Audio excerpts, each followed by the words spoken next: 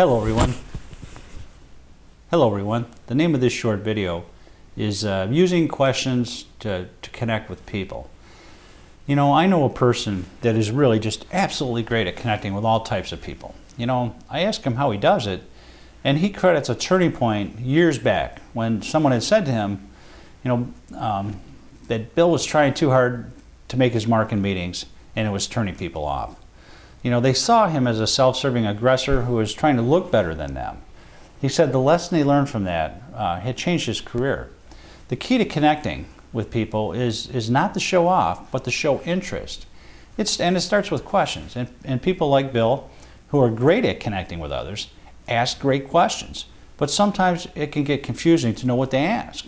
So let's cover some types of questions that you can ask whenever you want to build a stronger connection with others, especially in a confrontational situation or when answering a complaint, for instance. You know, there's a logical sequence from understanding a person's situation and what is driving their key choices. You must determine, where they really want to be and how they can get there, and of course how you can help. Number one is the use of what we call descriptive questions. These types of questions explore, what happened. You show genuine interest with questions about the situation that your listener was in, along with how these events unfolded. It's easy. Start with a courteous check-in about what mattered to them or the purpose of their visit. You probably have some Reader's Digest version of this event anyway. How did the inspection or communication with your department go? As they respond, picture in your mind's eye their situation and the sequence of events as you hear them. To fill in the blanks, ask for relevant details about who did what, where, when, and how. And now don't go mechanically through that list. Just try to see it like you were there and ask questions to fill yourself in. And you'll naturally find yourself asking things like, who was there? What did they say?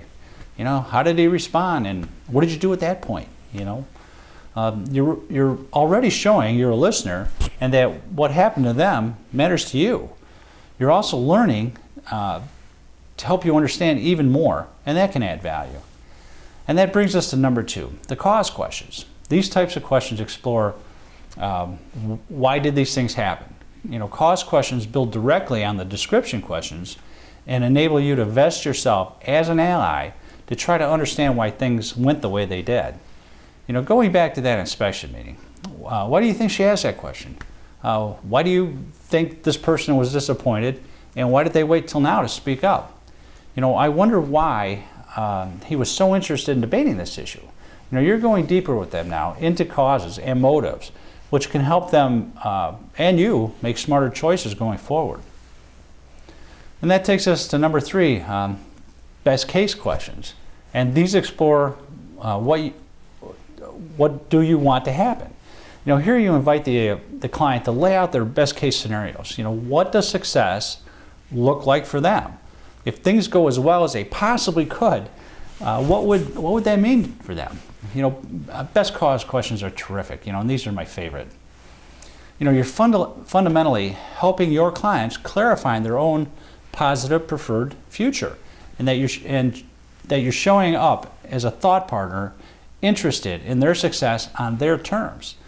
These are easy to ask for whatever is coming up for your listeners. You may ask during the next inspection, what's the best case scenario for you? What do you want to accomplish here? What's the most important thing that you want us to know? Be upbeat when you ask and reassuring when they respond. Help them gain confidence and motivation from clarifying what they want. Number four, possibility questions. These explore if something changes, because you don't want it to get worse if something goes south here. These questions build directly on the best case questions. They help your listeners make progress towards their best case scenarios by helping them to consider the opportunities and risks going forward. As your clients and customers work towards their ideal outcome, what can change and what can they do to prepare? For example, in the next inspection, what if the person or one of their subcontractors asks your inspector to speed up the schedule when you already have a full plate? He's got concrete coming or something. What's the best way to respond? Keep a positive, helpful tone and be ready to ask question number 5, which naturally comes next. These are contribution questions, and they explore, how can I be helpful? Simply look for opportunities to offer assistance in whatever way is appropriate. Is there something more I can do to help? How can I be supportive? I understand your situation here. Here's our situation, here's yours. How can we work together to get to an end here? And that's the sequence. Let's put it in action. For this coming week, practice using 5 connection questions with trusted friends and colleagues, and get used to using them. The next week after that, in real situations, not just practice, consider ask each of the 5 connection questions at least once, and don't force it. You don't have to ask all 5 at one time to one person. Opportunities will come up for all of them in the course of normal work, and they get easier each time. Like Bill from our opening example, you'll see how you can draw people towards you by proactively going towards them, by thought partnering with them about what matters most to them and not you. This is about them. And don't forget the last question. Is there anything I can do, anything more I can do to be helpful to you? Even if they just say, no thank you, merely by asking makes you stand out as someone willing to take interest in their success and willing to do something about it. Those are the kind of people that really impress me. And they're not trying to be impressive. When people ask you for advice, don't try to be interesting to people. Be interested. Thank you.